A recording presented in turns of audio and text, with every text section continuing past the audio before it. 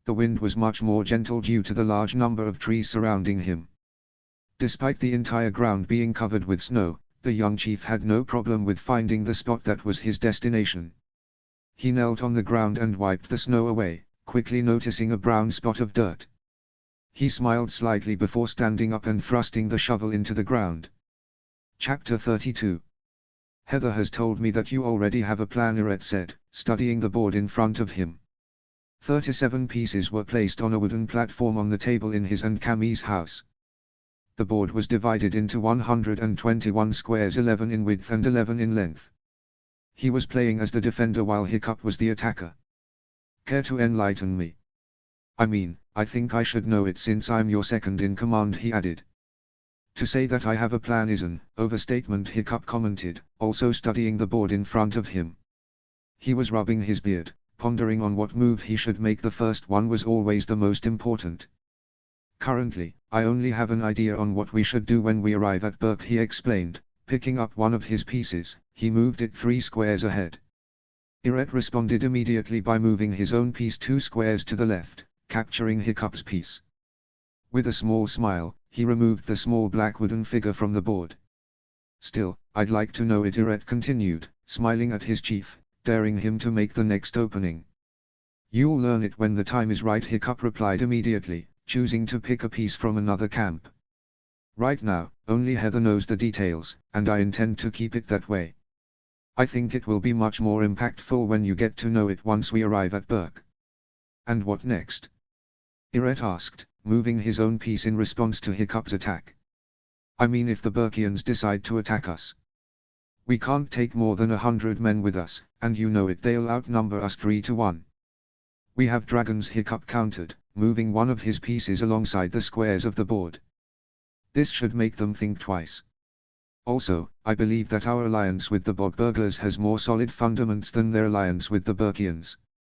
Do you think that Bertha will have our backs if Stoics people attack us? Iret asked doubtfully. From what I've understood, they've been friends since before you were even born. And do you think she would choose her friend over her own daughter? Hiccup countered, moving his gaze from the board to look at Iret.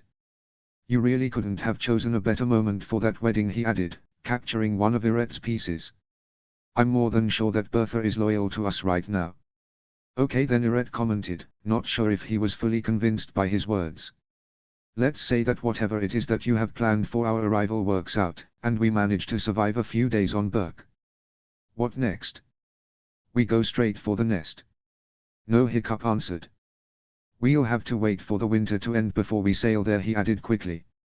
Which will give me enough time to put my next plan into motion. Next plan? Iret queried, wanting to make sure that he had heard him correctly. Hiccup nodded his head. You've accurately said that they outnumber us, Hiccup said, moving one of his pieces. Which is why we'll have to lessen their numbers, he added, removing one of Iret's pieces from the board. He held all the captured pieces in his hand. Iret chuckled slightly. Are you going to run around Berk and assassinate people? He asked, earning himself a chuckle from Hiccup, quickly followed by a shake of the head. No, he replied, still laughing. That would only give the Berkians a pretext to attack us. We have to be sneaky about it.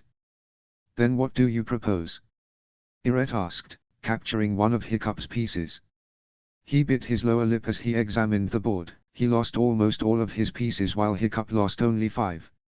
I will do to some of them exactly what I have done to almost everyone here on Driki, Hiccup replied with a broad smile. I will prove to them that I'm right about the dragons, he explained. Iret's smile slowly faded away from his lips. No, he replied, shaking his head. I disagree. I don't need you to agree with me, Iret, Hiccup countered. I've already made my decision. If you teach them how to ride dragons, you will only give them another weapon against us, he snapped at his chief, slamming his fist against the table. The remaining pieces shook due to the strength of the impact. And it will come back to bite us in our asses.